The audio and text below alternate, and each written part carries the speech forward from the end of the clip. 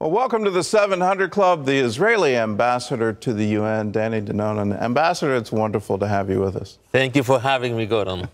Well, take us behind the scenes as what's going on at the UN. Are you seeing significant change? I'm optimistic. Even this is a hostile place, I'm optimistic. We feel the change, we see the change. We are grateful for Ambassador Nikki Haley. She's doing a great job. She's standing with Israel, and she is not afraid. She's not afraid to say the truth to the other ambassadors, and even to bring resolutions that we know that might not pass, but still we will win the moral majority. And we have seen more and more countries joining the leadership of the US. That's why I'm optimistic about the future.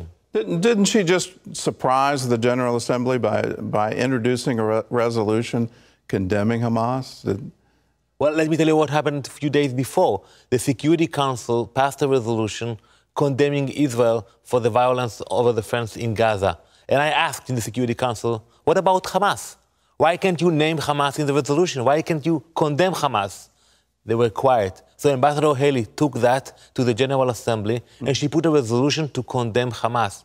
And we got the majority. That was a miracle. 62 member states supported this resolution. It shows that when you are bold and you are not afraid, you can win even in the UN.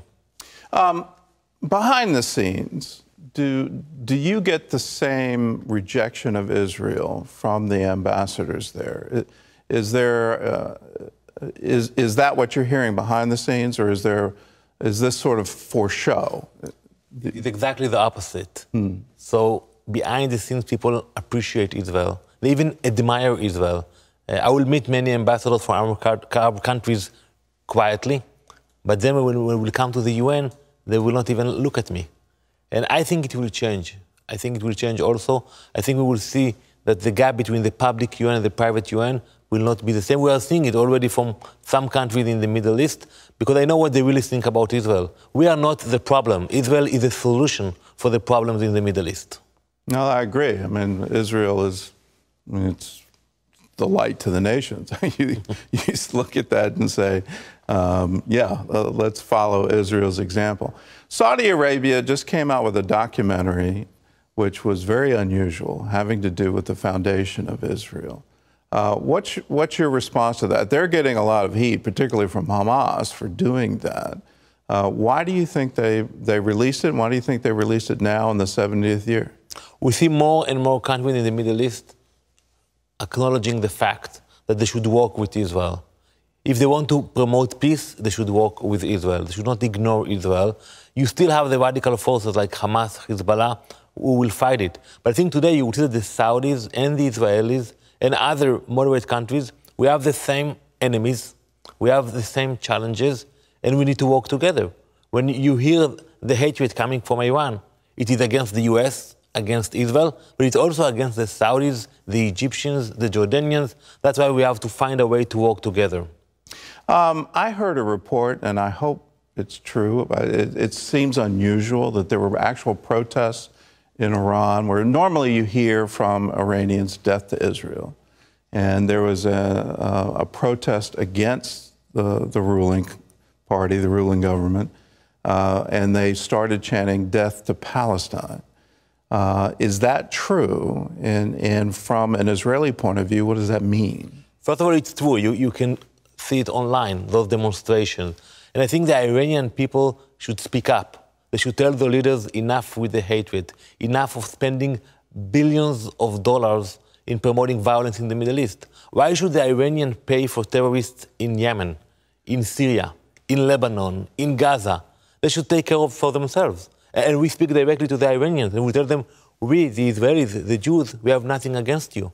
In the past, we worked with the Iranian people, but the regime is hostile. The regime is exploiting the Iranian people. And I hope that we will see more and more of those protests. And hopefully one day there will be a change also in Iran. Well, let's go back in time 18 months. Seems like forever. But in December of 2016, the Security Council actually passed a resolution condemning Israel and saying Israel had no right to East Jerusalem, which means Israel, the Jewish people, have no right to the Jewish quarter in the old city of Jerusalem. first, what was your reaction at that time when it passed? What was going through your heart? Gordon, that was a very hard moment for me personally. And I was in politics for many years, but still to be in the Security Council by myself. Even the United States abandoned us. It was a shameful moment that the U.S. allowed this shameful resolution to pass. And you quoted the language. It called our presence in the Holy City a flagrant violation of international law. The fact that we actually go and pray in the Wailing Wall, that's a violation of international law. It was a low moment. But when I spoke to the ambassador, I told them, we are believers. We will overcome this shameful resolution. Little did I know that exactly a year after, I will come to the same Security Council and we will discuss the decision of the president to move the embassy of the U.S. to Jerusalem. So even when you feel that you are in a very hard moment, you need to believe, and we saw what happened only a year after. What's been the impact of that move, the move of the U.S. Embassy to Jerusalem? It was a bold decision of President Trump, and we are grateful for that. And I see more and more countries following the U.S., and I think it will help the peace process. It was a reality check for the Palestinians. Jerusalem is the capital of Israel, period. Now let's talk about peace. Let's talk about other things. And I think it's helping the process. So I saw the criticism coming from some of the European countries, but they tried for centuries to achieve peace. It didn't work. I think this approach of the president is the right approach. What do you think the next step is for achieving peace? Do you think UNRWA, the UN Works Relief, do you think that actually hinders peace? Well, first, President Trump is working with his team, and they want to promote peace, but unfortunately, the Palestinians are not willing even to discuss it. We are open to discuss, to have a dialogue, but we see that the Palestinians are not there. UNRWA is supposed to deal with humanitarian issues. They are not doing it. They are inciting.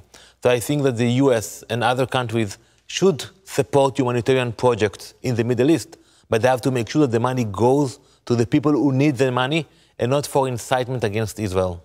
Australia recently said we're no longer going to send money to the Palestinian Authority. They did so because of the pay to slay, where the Palestinian Authority literally is supporting terrorism. They're funding it. They're giving monthly income to either the families or directly to the terrorists themselves. Australia said we can no longer do this. This is against all that we hold dear. And now that Congress has passed the Taylor Force Act, it's now up to our State Department to determine, do we follow suit? What do you think will happen in the Palestinian Authority when they get defunded because of the payments to the terrorists? I think it is a very important initiative by the U.S. Taylor Force Act. It's a very important moral legislation because we need to change the culture of hate. When a Palestinian child understands that if he will kill a Jew, he will be rewarded for life, it is a problem. And I think it's a symbol that we need to change hatred into coexistence, into peace, and that's why it's so important. I don't know if it will help. I think some people in the Palestinian leadership will choose not to receive funds from the international community, but to continue with the hatred. It is unfortunate, but maybe the public will understand it and will realize that they need to change that. But today what we hear from President Abbas and other leaders, that they will continue to pay from other means they have to the families of terrorists who killed innocent Jews. Is there any fear if the funding's taken away that the Palestinian Authority will collapse? No, it's not a major issue. It's about 7% of their budget, the salary that they are paying. But it's not easy for them. But I think if it will be not only the US and Australia, if we will see other countries following the US, then it will be meaningful. If the Palestinian leadership will know that whenever they will come to any meeting, people will ask them, why you are paying families of terrorists who killed innocent Israelis? It is insane to pay terrorists, to reward them.